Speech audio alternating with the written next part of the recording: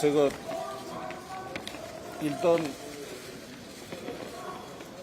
오늘 윤석열 대통령에 대한 고발장을 접수한 저의 입장을 먼저 말씀드리고 언론인 여러분의 질문에 답하도록 하겠습니다. 윤석열 대통령에 대한 고발장을 접수하며 2024년 7월 25일 송년길 윤석열 대통령은 어느 나라 대통령인가? 현직 대통령을 고발한다는 것은 쉬운 일이 아닙니다.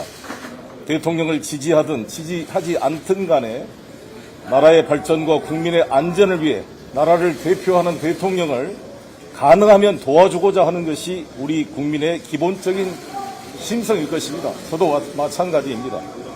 그러나 대통령의 사명과 직무를 망각하고 국가와 국민의 기대를 배신하고 저버리는 행위가 반복되고 있습니다. 161명, 자살하신 두 분을 합해서 161명입니다. 161명의 젊은이가 변고를 당한 이태원 참사가 이번 수해 피해 때도 그대로 재현되고 있습니다. 수많은 사고 위험에 대한 사전 신고와 경보가 무시되었습니다.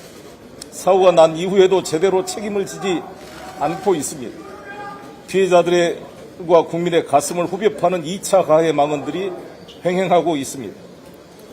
대통령과 그 부인은 제2의 라스푸틴이라고 불리는 요승 같은 자에게 중요한 국정 판단을 의존한 것이 아닌가 하는 의문이 국내는 물론 해외 언론에서도 지적되고 있습니다.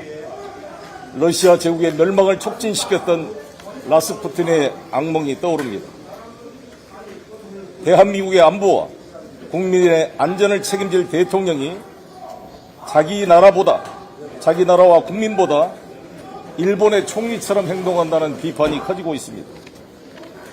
바이든 대통령과 기시다 총리 앞에서는 한없이 공손하고 웃고 노래도 부르던 대통령이 국민과 공무원들에게는 쌍심지를 켜고 화를 벌컥벌컥 내고 있습니다.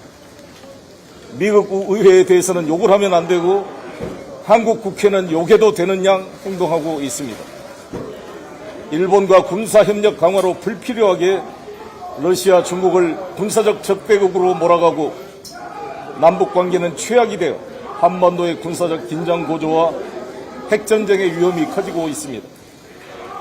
무능한 정권과 국민의힘에 나라의 운명을 맡길 수 없는 위험한 상황이 커지고 있습니다. 국민의 분노와 실망이 임계점을 향해 끓고 있습니다. 윤석열 정권 하에서 국민이 존중 배려받고 있다는 느낌이 없어졌습니다. 국민을 마치 하급차처럼 취급하는 것 같습니다. 모든 국민이 잠재적 범죄 피의자 취급을 받고 있습니다. 고관 대작들은 책임을 회피하고 애꿎은 하급직 공무원들만 다그치는 유체 이탈 정권이 되어가고 있습니다. 손바닥으로 하늘을 가리는 대통령실 변명이 계속되고 있습니다.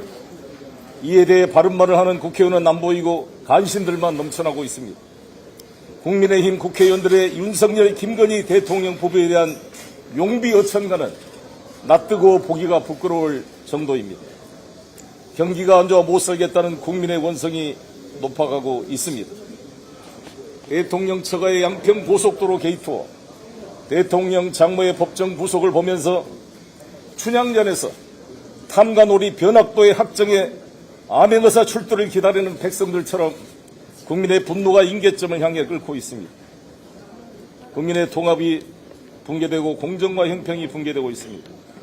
어느 나라 대통령이든 당선된 순간 자신을 지지하지 않았던 국민도 통합해서 나라 전체를 대표하는 대통령이 되겠다고 다짐하는 것이 상식입니다. 윤석열 대통령은 이러한 상식을 뒤엎었습니다.